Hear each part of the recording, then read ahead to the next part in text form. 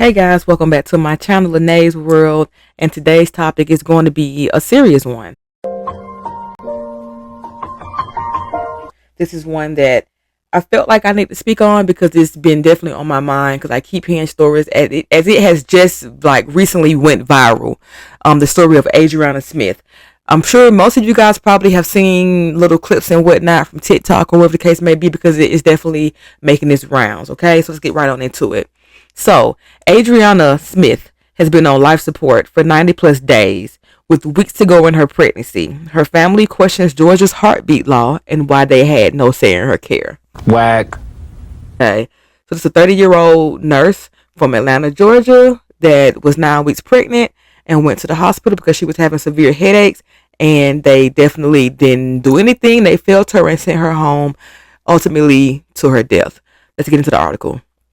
Okay, the family of a 30-year-old Metro Atlanta mother and nurse said she was declared brain dead more than 90 days ago, but somehow was still being kept alive because she's pregnant. Adriana Smith, a registered nurse at Emory University Hospital, was nearly 9 weeks pregnant in early February when she started experiencing intense headaches. According to her mother, April, Smith sought treatment at Northside Hospital but was released after being given medication. Okay, off top. So we didn't do not one piece of a test. We didn't do a CT. We didn't do blood. Like we didn't do nothing. Just all right. Well, you got a headache. All right. Well, you'll be all right. Take this Motrin and go home. What are you? An idiot sandwich. Idiot sandwich what? An idiot sandwich, Chef Ramsay. But let that had been a white woman, they running 10,000 damn tests. But us, nope. She all right. She can handle it. Cause what? She's black. She's a strong black woman. She can handle it. But I ain't finna get all into that. Back to the article. Lord have mercy. We must stay focused, brothers. We must stay focused. They gave her some medication, but they didn't do any tests. No CT scan. If they had done that or kept her overnight, they would have caught it. It could have been prevented. So the next morning, Newkirk said Smith's boyfriend woke to her gasping for air in her sleep. Gargling sounds he believes were caused by internal bleeding. He called 911. Smith was taken to Emory, Decatur, and later transferred to Emory University Hospital, where she worked.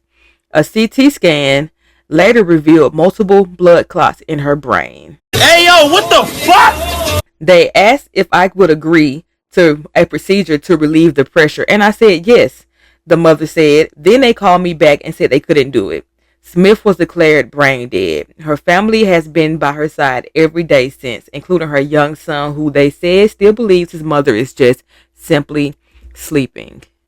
So just off of what I've just read so far, I'm already like, what?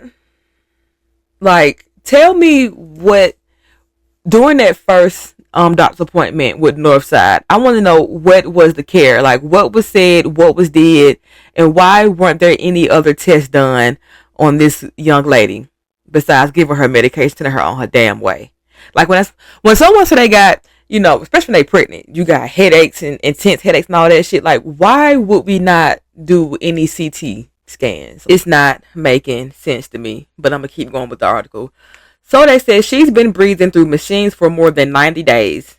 Her mother said, "It's torture for me. I see my daughter breathing, but she's not there. And her son, I bring him to see her." On Tuesday, Smith was moved to Emory Midtown, which doctors told the family is better equipped for her type of care. The plan now is to keep Smith alive until doctors believe the baby can survive outside the womb, likely at 32 weeks. Smith is currently at 21 weeks pregnant. So it's like she still got a few months to go. And y'all still just keeping this lady alive. For what? For a child, for a baby that's going to be forever needing care. And then her mother, April's mother, is older. Like we're not trying to make her be a mother again at this age. And then with a child that got disabilities, she really about to be ran to the ringer.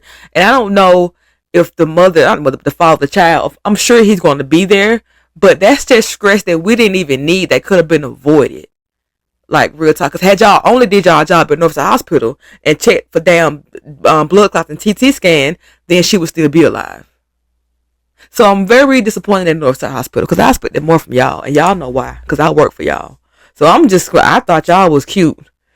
But shit, at this rate, hell, I guess my ass could have went to Grady and fared better than going to North Side, but I ain't gonna get into that. And we wouldn't be in the situation if it wasn't for these stupid ass laws that men came up with.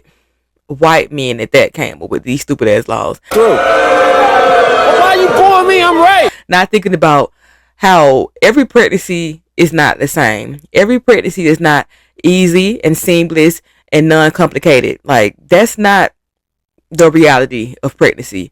And with these laws in place, hell, I'm afraid to even get pregnant. Thinking about a case like this, I said, I'm damn near the same. I'm close to her age, and I'm black as well, and I live in the same city you do. And the care you got overlooked and left behind because what, you was a black woman. Because had you been a white woman, oh no, like I said in the beginning of the video, it wouldn't have been this. She would have got all tests needed and some that she didn't even need to be damn done. But once again, you know what they do to us. Okay, back to the article. The Georgia's heartbeat law, abortion is banned once cardiac activity is detected, typically around 6 weeks into pregnancy. The law includes limited exceptions for rape, incest, or if the mother's life is in danger. But in Adriana's case, the law created a legal gray area. Because she is brain dead, no longer considered at risk herself, her medical team is legally required to keep her alive, basically. It goes back to, why is the government able to rule over what I do with my body? Or, like, you trump my family's wishes. That's wild to me. When the government ain't paying for these goddamn medical fees, ain't gonna help take care of this child in the event that now we gotta go to doctors. Of course you got to medicate and all that bullshit, but they ain't paying for all the care he gonna need. Okay, so going back to the article, the mother said that, I think every woman should have the right to make their own decision, and if not, then their partner or their parents should. She adds that while the family might not have chosen to end the pregnancy, the fact that the law stripped them of the choice has added to their trauma. The mother said doctors told the family the baby has fluid on the brain and they're not sure how much fluid. They're concerned about his health. She's pregnant with my grandson, but he may be blind, may not be able to walk, may not survive once he's born, the mother said. This decision should have been left to us. Now we're left wondering what kind of life he'll have, and we're going to be the ones raising him, she said.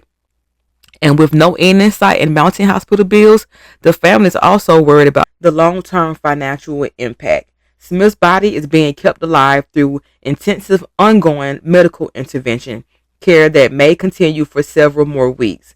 They're hoping to get the baby to at least 32 weeks, the mother said. But every day that goes by is more cost, more trauma, more questions. For now, the Smiths family is left clinging to hope and advocating for change. Yeah, this story is just sad every which way you look at it. But for those of you who don't believe that black women don't get treated fairly in the medical field or when it comes to pregnancies, let's go ahead and pull up some statistics. According to the Center for Disease Control and Prevention, the CDC, the maternal mortality rate for black women in the U.S. in 2021 was 69.9 deaths per 100,000 live births. This is significantly higher than the rate for white women, Hispanic women, and Asian women. In 2022, the rate for black women decreased slightly to 49.5 deaths per 100,000 live births. However, it remains significantly higher than other racial and ethnic groups.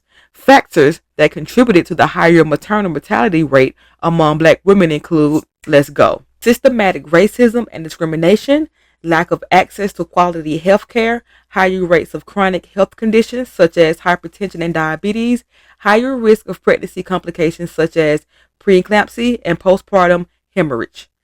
Right. So that's a little bit of, facts for the ones out there who don't believe that, it's hard out here for black women when it comes to getting adequate health care in the USA. So I'm not going to be too long-winded. I'm going to get up off of this line. But you guys, I definitely want to hear what you guys feel, what you have to say about this. Do you agree, disagree? Whatever the case may be, please comment down below. Okay? I warrant all feedback, good, bad, indifferent, neutral. I don't give a damn. Just comment down below, like, and subscribe. And see you guys later. Bye. True.